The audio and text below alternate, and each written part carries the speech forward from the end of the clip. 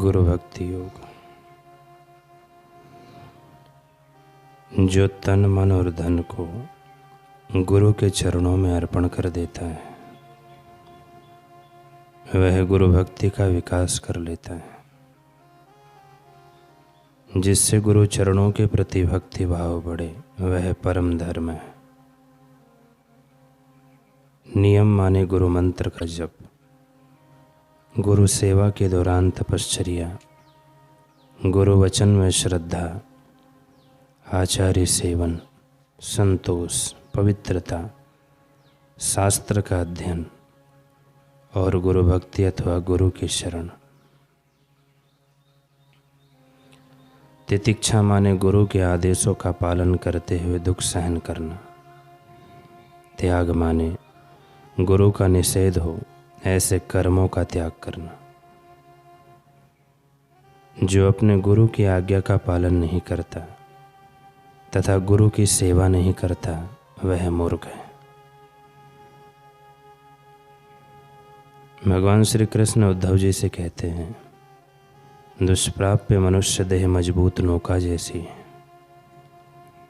गुरु उस नौका के कर्णधार हैं, वे नौका को संभालते हैं। उस नौका को चलाने वाला मैं भगवान अनुकूल पवन। जो मनुष्य ऐसी नौका और ऐसे साधन से भवसागर पार करने का प्रयत्न नहीं करता वह सचमुच आत्मघातक है। मनुष्य अनादि अज्ञान के प्रभाव में होने के कारण गुरु की सहाय के बिना आत्म साक्षात्कार नहीं कर सकता।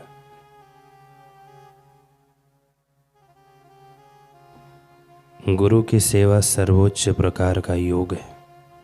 गुरु की सेवा करते हुए शिष्य अपने मन को वश में कर सकता है।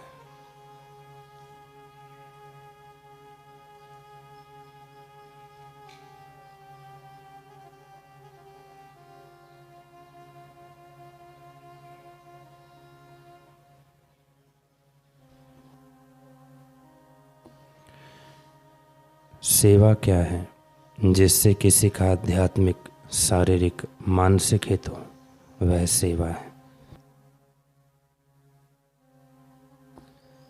सेवक को जो फल मिलता है वह बड़े बड़े तपस्वियों, जति जोगियों को भी नहीं मिलता। सेवक को जो मिलता है उसका कोई बयान नहीं कर सकता। लेकिन सेवक ईमानदारी से सेवा करे, दिखावटी सेवा ना करे। सेवक को किसी पद की जरूरत नहीं है। सच्चे सेवक के आगे पीछे सारे पद घूमते हैं।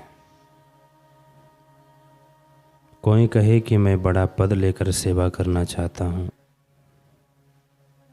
तो यह बिल्कुल झूठी बात है।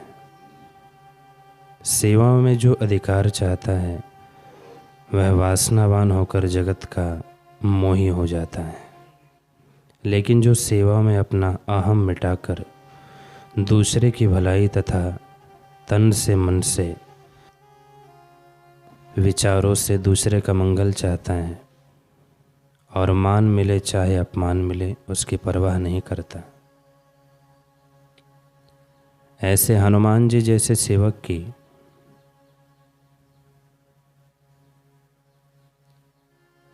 जन्म तिथि सर्वत्र मनाई जाती है। चैत्री पूर्णिमा हनुमान जयंती के रूप में मनाई जाती है। हनुमान जी को तो जो चाहे सेवा बोल दो।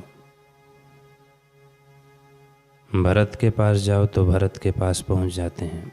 संजीवनी लाओ तो संजीवनी ले आते हैं। समुद्र पार कर जाते हैं। भारी इतने कि जिस पर्वत पर खड़े होकर हनुमान जी ने छलांग मारी वह पाताल में चला गया। छोटे भी ऐसे बन गए कि राक्षसी के मुंह में जाकर लौट आए। विराट भी ऐसे बन गए कि विशालकाय। ब्रह्मचर्य का प्रभाव लंगोट के पक्के हनुमान जी के जीवन में चमचम चमक रहा है। लंका में हनुमान जी को पकड़ के लंकेश के दरबार में ले गए। हनुमान जी भयभीत नहीं हुए, उग्र भी नहीं हुए, निश्चिंत खड़े रहे। हनुमान जी की निश्चिंतता देखकर रावण बौखला गया। बौखलाते हुए हंस पड़ा, बोला, सभा में ऐसे आकर खड़ा है मानो तुम्हारे लिए सम्मान सभा है। तुमको पकड़ के लाए हैं, अपमानित कर रहे हैं, और तुमको जरा भी लज्जा नहीं, सिर नहीं झुका रहे हो। ऐसे खड़े हो मानो ये सारे सभाजन तुम्हारे सम्मान की गाथा गाएंगे। हनुमान जी ने रावण को ऐसा सुनाया कि रावण सोच भी नहीं सकता था कि हनुमान जी की बुद्धि ऐसी हो सकती है। हनुमान जी तो प्रीतिपूर्वक सुमिरन करते थे, निष्काम भाव से सेवा करते थे, बुद्धि योग के धनी थे। हनुमान जी ने सुना दिया, मोहि न कुछ बाधे कहीं लाज। मुझे अपने बांधे जाने की कुछ भी लज्जा नहीं है। तुम बोलते हो कि निर्लज्ज होकर खड़ा हूँ, यह लाजवाज का जाल मुझे नहीं बांध सकता। किन्ह चाहूँ निज प्रभु कर काज। मैं तो प्रभु का कार्य करना चाहता हूँ, चाहे बंद कर तुम्हारे पास आऊँ, चाहे आग लगाते हुए तुम्हारे यहाँ से जाऊँ। मुझे तो भगवान का कार्य करना है, मुझे लाज किस बात की।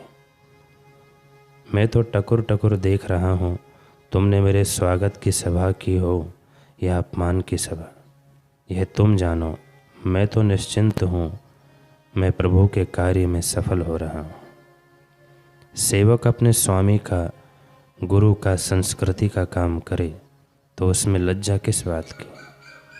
सफलता का अहंकार क्यों करे, मान अपमान का महत्व क्या। हनुमान जी की बात सुनकर रावण क्रोध में आकर हनुमान जी की पूंछ में कपड़ा बांधकर आग लगाने को कहा। हनुमान जी ने पूंछ लंबी कर दी। अब इंद्रजीत कहता है, इस पूंछ को हम ढक नहीं सकते, इतनी लंबी पूंछ कर दी है इस हनुमान ने। कहीं यह पूंछ लंबी होकर लंका में चारों तरफ फैलेगी तो लंका भी तो जल सकती है। घबरा गया इंद्रजीत। हनुमान जी ने पूंछ छोटी कर दी तो ढक गई। दैत्य बोलते हैं, हमने पूंछ ढक दी, हमने सेवा की। जो दैत्य वृत्ति के होते हैं वे सेवा के नाम से अहंकार का चोला पहनते हैं, लेकिन हनुमान जी की वृत्ति वाले सेवा के नाम पर सरलता का अमृत बरसाते हैं। तो हनुमान जी ने पूंछ को सिकोड़ भी दिया, लेकिन उनके पिता हैं वायुदेव। उनसे प्रार्थना की, पिताश्री आपका और अग्नि का तो सजातीय संबंध है, पवन चलेगा तो अग्नि पकड़ेगी। हे वायुदेव और अग्निदेव, थोड़ी देर अग्नि ना लगे, धुआं हो, ऐसी कृपा करना।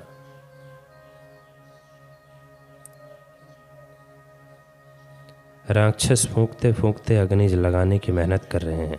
रावण ने कहा, देखो अग्नि क्यों नहीं लग रही, हनुमान तुम बताओ। हनुमान जी ने कैसी कर्म योग से संपन्न बुद्धि का परिचय दिया। हनुमान जी बोलते हैं, ब्राह्मण को जब बुलाते हैं, आमंत्रित करते हैं, तभी ब्राह्मण भोजन करते हैं। अग्निदेव तो ब्राह्मणों के भी ब्राह्मण हैं। यजमान जब तक शुद्ध होकर अग्नि देवता को नहीं बुलाता तब तक अग्नि कैसे लगेगी। तुम तुम्हारे दूतों के द्वारा लगवा रहे हो, तुम खुद अग्निदेव को बुलाओ। वे तो एक एक मुख से फूंकते हैं, तुम्हारे तो 10 मुख हैं। देखो अब हनुमान जी को सेवक स्वामी का यश बढ़ाता। हनुमान जी ने कहा, एक एक फूंक मारकर उसमें थूक भी रहे हो तो अशुद्ध आमंत्रण से अग्निदेव आते नहीं। तुम तो ब्राह्मण हो, पुलस्त्य कुल में पैदा हुए हो, पंडित हो। मूर्ख को उल्लू बनाना है तो उसकी सराहना करनी चाहिए, और साधक को महान बनाना हो तो उसको प्रेम पूर्वक या तो डांट के, टोक के, उल्हाने से समझाना चाहिए। रावण को लगा कि हनुमान जी की युक्ति तो ठीक है, चलो अब हम स्वयं अग्नि लगाएंगे। रावण ने अंजलि में जल लिया, हाथ पैर धोए। अब रावण ने पूरा घी छटवा दिया। ओम अग्नि स्वाहा करके अग्नि देवता का आवाहन किया और बोला 10-10 मुख से मैं फूंकूंगा तो अग्नि बिल्कुल प्रज्वलित हो जाएगी। राक्षस फूंक रहे हैं तो अग्नि प्रज्वलित नहीं हो रही। धुआं नाक में आँखों में जाने से राक्षस परेशान हो गए, उन्हें जलन हो रही है। रावण के मन में पाप था, बेईमानी थी कि 10 मुखों से ऐसी फूंक मारूंगा कि पूंछ के साथ हनुमान जी भी जल जाए। इसको जलाने से मेरा यश होगा कि राम जी का खास मंत्री जिसने छलांग मारी तो पर्वत ऐसा दबा दिया कि पाताल में चला गया। ऐसे बहादुर हनुमान को जिंदा जला दिया। अब मन में बेईमानी है और अग्नि देवता का सेवक बन रहा है। फूंक तो मारी लेकिन हनुमान जी तो क्या जले, उस आग में उसकी दाढ़ी और मूछें जल गई। नकटा हो गया। जो सेवक का बहाना करके सेवा करता है उसकी ऐसी ही हालत होती है। तो सेवा क्या है? जिससे किसी का आध्यात्मिक, शारीरिक, मानसिक हित हो, वही सच्ची सेवा है।